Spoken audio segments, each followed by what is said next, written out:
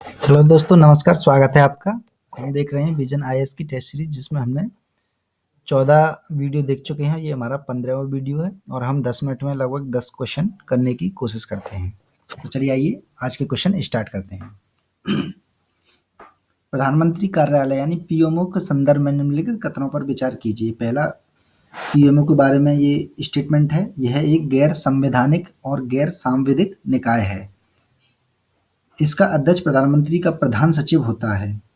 यह प्रधानमंत्री राष्ट्रीय राहत कोष का संचालन करता है। तो आपका ऑप्शन है 1, 2, 2, 3, 3 और 1, 2, 3। तो आपके ये जो स्टेटमेंट दिए हैं, ये तीनों के तीनों ही सही हैं। इसे अच्छे से आप याद में रख लें, क्योंकि करंट में पीएमओ जो है एक तरह से पावर में है, एक तरह से ये मान के चलिए, क्योंकि प्रधानमंत्री जो भी डिसीजन लेते हैं वो इसी कार्यालय की सलाह पर लेते हैं या देते हैं। अंडर में आता है ये पीएम के। तो ये एक तरह से आपको ध्यान में रखना है अच्छे से। नेक्स्ट देख लेते हैं। औद्योगिक उत्पादक सूचकांक यानी आईआईपी के संदर्भ में निम्नलिखित कथनों पर विचार कीजिए। पहला स्टेटमेंट है आपका, इसे केंद्रीय सांख्यिकी कार्यालय यानी सीएसओ द्वारा प्रत्येक माह संकलित और प्रकाशित किया जाता है। आईआईपी सूचकांक में 3 समूह विनिर्माण, खनन और विद्युत सम्मिलित हैं।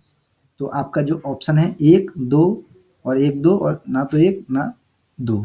तो इसका जो ऑप्शन है वो दोनों ही सही है, यानी पहला भी सही है और दूसरा भी सही है। इसे अच्छे से थोड़ा आप देख लें, क्योंकि ये करंट में चला है, इस वजह से विजन आईएएस ने ये क्वेश्चन रख लिया है।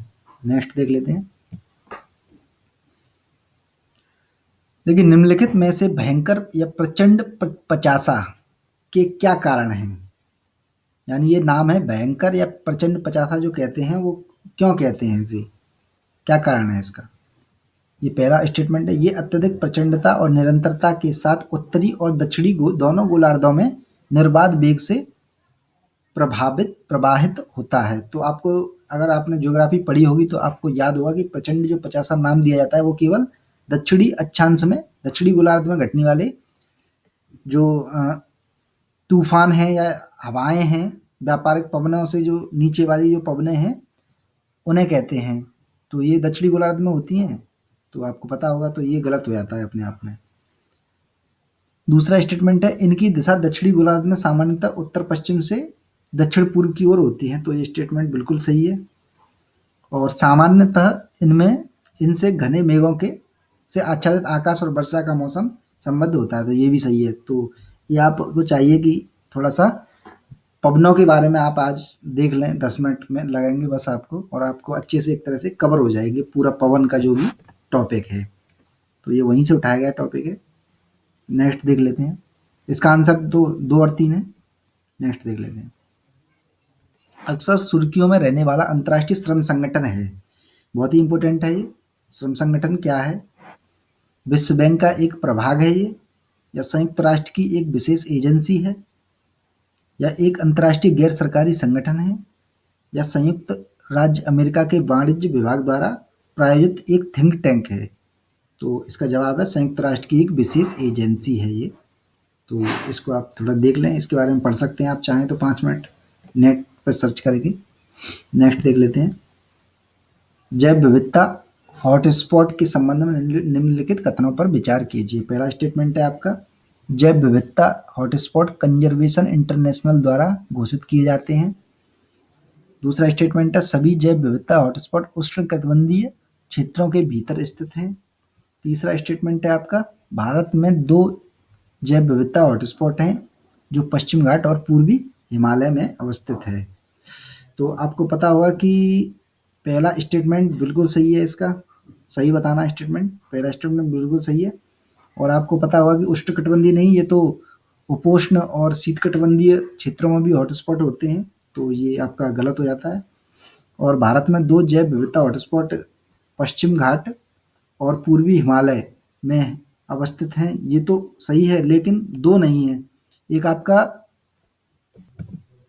अंडमान निकोबार में और म्यांमार में जो पड़ता है, वो एक तरह से भारत के अंदर ही माना जाता है। अगर आईएएस का जो क्वेश्चन आता है उसके अनुसार, तो 2 नहीं होगा, 3 होगा। और बाकी का अगर कोई अदर एग्जाम पीसेस वगैरह का आता है तो उसमें तो केवल 2 ही मानते हैं, पश्चिम घाट और पूर्वी हिमालय। तो ये आपको थोड़ा सा ध्यान में रखना है। नेक्स्ट देख लेते हैं। यह ब्रिटिश भारत के बंगाल प्रांत के उत्तरी और उत्तर-पूर्वी जिलों में प्रसारित महान किसान आंदोलन में से एक था। इस विद्रोह की शुरुआत बंगाल में प्रचलित बटाईदार प्रथा के कारण हुई। इस आंदोलन का मुख्य नारा निज म्हारे धान तालो था। तो अगर आपने किसी ने बुक पढ़ी होगी मॉडर्न हिस्ट्री की जो बिपिन चंद्रा वाली है, तो उसमें आपको निज हमारे धान तालो अपने आप ही समझ में आ जाएगा कि कौन सा विद्रोह था। तो ये विद्रोह था तेभागा आंदोलन। इससे हमेशा क्वेश्चन पूछ लिया जाता है। एक बार 2012 या 13 में क्वेश्चन आ चुका है इससे, तो इस वजह से ये इम्पोर्टेंट हो जाता है तेभागा आंदोलन। और आपको चाहिए कि 10 मिनट आप इस पे देख लें तेभागा आंदोलन क्या है, कब हुआ था, इसके बारे में थोड़ा सा पढ़ लें अच्छे से। नेक्स्ट देख लेते हैं। दिल्ली के उपराज्यपाल के से संबंधित प्रावधानों के संदर्भ में निम्नलिखित कथनों पर विचार कीजिए। वे गृह मंत्रालय तथा भारत के राष्ट्रपति को अपना त्यागपत्र सौंपते हैं। दूसरा स्टेटमेंट है आपका, उन्हें किसी अध्यादेश को प्रख्यापित करने हेतु राष्ट्रपति की पूर्व अनुमति की आवश्यकता नहीं है। तीसरा स्टेटमेंट है आपका, उन्हें भारत के मुख्य न्यायाधीश द्वारा शपथ दिलाई जाती है। तो देखिए, ये आपका पहला स्टेटमेंट जो है ये सही है, और ये दूसरा वाला और तीसरा वाला गलत स्टेटमेंट है। इस वजह से केवल आंसर सी हो जाता है, ए। और आप उपराज्यपाल के बारे में थोड़ा सा पढ़ ही लें अच्छे से, क्योंकि विवादित भी रहे हैं इस साल पूरी उपराज्यपाल। तो जहाँ तक है क्वेश्चन बनने के पूरे पूरे चांसेस हैं, और इनसे जुड़ी हुई बारीकियाँ आप पढ़ सकते हैं। चाहे तो आप डी वसु से पढ़ सकते हैं, या फिर लक्ष्मीकांत की जो बुक आती है मोटी वाली उससे पढ़ सकते हैं, और सुभाष कश्यप की से भी अगर किसी के पास हो उसमें से पढ़ सकते हैं। कोई भी बुक हो इन तीनों में से उसमें से पढ़ सकते हैं आप, क्योंकि पूरी साल विवाद में रहे हैं उपराज्यपाल, इस वजह से। नेक्स्ट देख लेते हैं। निम्नलिखित युग्मों पर विचार कीजिए। अक्सर सुर्खियों में रहने वाला क्षेत्र, ये क्षेत्र हैं और ये देश हैं। तो बहुत ही इंपॉर्टेंट है, एक तरह से करंट से जुड़ा हुआ है बिल्कुल। तो अलेप्पो जो शहर है, क्या वो तुर्की में है? अभी आपको ध्यान में होगा अलेप्पो शहर जो है सरकार ने इस पर कब्जा कर लिया है। पहले ये विद्रोहियों के हवाले था, लेकिन अभी सरकार ने इस पर कब्जा कर लिया है। इस वजह से ये क्वेश्चन दे दिया है। मुकल्ला यमन में है। राखाइन क्षेत्र जो है वो म्यांमार में है। तो आपका जवाब जो होगा वो है आपका 2 और 3, यानी मुलक्का यमन में है मुकल्ला, और रखाइन जो क्षेत्र है जो म्यांमार में है। लेकिन आपको पता होगा अलेप्पो शहर जो सीरिया में है, ना कि टर्की में। तो ये ध्यान में रखना है थोड़ा सा आपको। नेक्स्ट देख लेते हैं। एक घरेलू अर्थव्यवस्था के भीतर बचत और निवेश के उद्देश्य से उपलब्ध वस्तुओं और सेवाओं की अधिकतम मात्रा को निम्नलिखित में से किस नाम से संदर्भित किया जाता है? सकल घरेलू उत्पाद, सकल राष्ट्रीय उत्पाद, राष्ट्रीय प्रयोज्य आय, सकल मूल्य योजित। तो इसका जवाब जो है राष्ट्रीय प्रायोज्य आय है।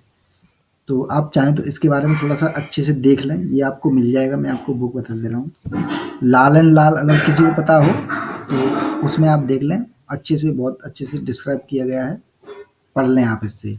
मैंने यहाँ पर डिस्क्राइब नहीं कर रहा क्योंकि आप फिर बुक नहीं खोलेंगे और आप जो भी उससे जुड़ी हुई चीज़ें वो नहीं पढ़ पाएंगे, इस वजह से। नेक्स्ट देख लेते हैं।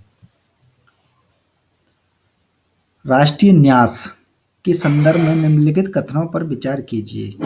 नेशनल ट्रस्ट पहला ऑप्शन है, और ये क्वेश्चन क्यों दिया है क्योंकि महात्मा गांधी जो न्यास से संबंधित एक तरह से न्यास पर भरोसा करते हैं, ट्रस्टीशिप पर। लेकिन ये अलग टर्म है। राष्ट्रीय न्यास क्या होता है ये देख लेते हैं। पहला स्टेटमेंट है आपका, यह सामाजिक न्यास एवं अधिकारिता मंत्रालय के अंतर्गत एक सांविधिक निकाय है। दूसरा स्टेटमेंट है, यह विकलांग व्यक्तियों की क्षमता विकास के लिए अवसर उपलब्ध कराने की दिशा में कार्य करता है। तीसरा स्टेटमेंट है आपका, इसका विजन विकलांग व्यक्तियों के अधिकारों पर संयुक्त राष्ट्र कन्वेंशन पर आधारित है। तो इसका जो तीनों ही बिल्कुल सही है। एक तरह से इंफॉर्मेशन प्रोवाइड कराने के लिए आपसे ये क्वेश्चन दिया गया है। यहाँ आप तीनों को अच्छे से पढ़ लें, इन्हें आपका क्वेश्चन जो है कवर हो जाएगा अपने आप में।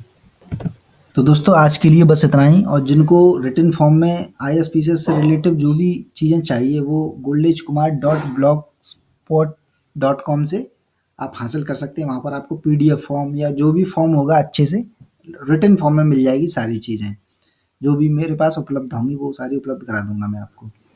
तो जिन्होंने अब तक सब्सक्राइब नहीं किया सब्सक्राइब कर लें और इस ब्लॉग को आप